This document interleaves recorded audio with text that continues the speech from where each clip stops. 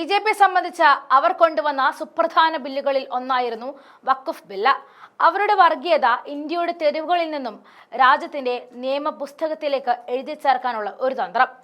അതിന് ഈ രാജ്യം നിന്നുകൊടുത്തില്ല, ഒറ്റക്കെട്ടായി തന്നെ എതിർത്തു. പോരാട്ടത്തിന്റെ മുൻനിരയിലേക്ക് സുപ്രീം കോടതി കൂടി എത്തിയതോടെ കാര്യങ്ങൾ അവർക്കെതിരെ തിരിഞ്ഞു.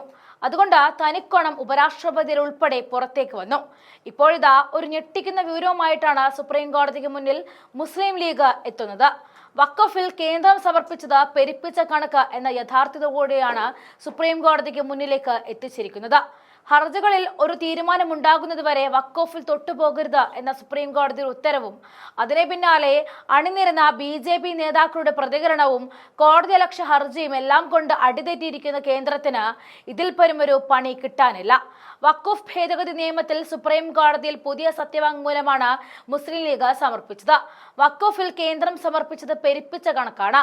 വഖഫ് ഭേദഗതി നിയമം സ്റ്റേ ചെയ്യുന്നതിൽ നിയമപരമായി തടസ്സമില്ല എന്നും ലീഗ് സമർപ്പിച്ച സത്യവാങ്മൂലത്തിൽ വ്യക്തമാക്കുന്നു.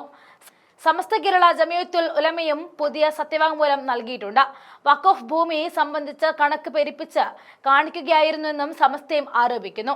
ഇസ്ലാമിലെ വഖഫ് എന്ന സങ്കല്പത്തെക്കുറിച്ച് പ്രാഥമിക ധാരണ പോലും ഇല്ലാതെയായിരുന്നു കേന്ദ്രം സത്യവാങ്മൂലം സമർപ്പിച്ചത് എന്നും സമസ്ത ആരോപിക്കുന്നു. 2013 വഖഫ് ഭേദഗതി നിയമത്തിന് ശേഷം രാജ്യത്ത് വഖഫ് ഭൂമി വൻതോതിൽ വർദ്ധിച്ചു എന്നാണ് കേന്ദ്രം സുപ്രീം കോടതിയിൽ സത്യവാങ്മൂലം സമർപ്പിച്ചിരിക്കുന്നത്. ഇതിനെതിരെയാണ് മുസ്ലിം സംഘടനകൾ സത്യവാങ്മൂലം നൽകിയത്.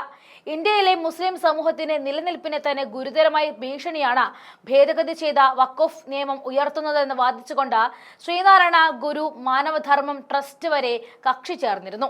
അത്രത്തോളം എതിർപ്പാണ് ഈ മതേതര രാജ്യത്ത് നിന്നും വഖഫിന് കിട്ടുന്നത്. ഭരണഘടനയുടെ മൗലിക തത്വങ്ങളെ ന്യൂനപക്ഷങ്ങളുടെ അവകാശങ്ങളെയും പൂർണ്ണമായി ലംഘിക്കുന്ന വിധത്തിൽ കേന്ദ്ര സർക്കാർ കൊണ്ടുവന്ന വഖഫ് ഭേദഗതി നിയമം ഭരണഘടനാ വിരുദ്ധമാണെന്നതും മതസ്വാതന്ത്ര്യത്തിന് മേലുള്ള കയ്യേറ്റമാണെന്നും എല്ലാവർക്കും ഒരുപോലെ അറിയാം. വിശ്വാസികളുടെ താല്പര്യപ്രകാരം നിലനിൽക്കേണ്ട വഖഫ് സ്വത്തുക്കൾ കൈയടക്കാനുള്ള ശ്രമം തികച്ചും അപലപനീയം തന്നെ.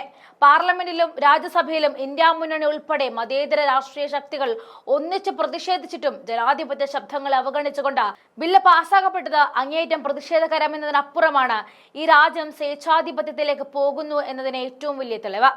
ഭരണഘടനാ താൽപര്യങ്ങളെയും ന്യൂനപക്ഷ അവകാശങ്ങളെയും ഹനിക്കുന്ന കേന്ദ്ര സർക്കാരിന്റെ വഖഫ് ഭേദഗതി നിയമം വഖഫ് ബോർഡിന്റെ സ്വാതന്ത്ര്യവും അധികാരവും ഇല്ലാതാക്കുന്നതിനാൽ ഈ നിയമം അടിയന്തരമായി പിൻവലിക്കണമെന്നും ആവശ്യപ്പെട്ടിട്ടും തിരിഞ്ഞു നോക്കാത്തവർ വഖഫിനുമേൽ സുപ്രീം കോടതി ചെക്ക് വെച്ചപ്പോൾ സുപ്രീം കോടതിക്കെതിരെ വരെ തിരിഞ്ഞു എന്നുള്ളതാണ് ഏറ്റവും അത്ഭുതമുണ്ടാക്കിയ കാര്യം.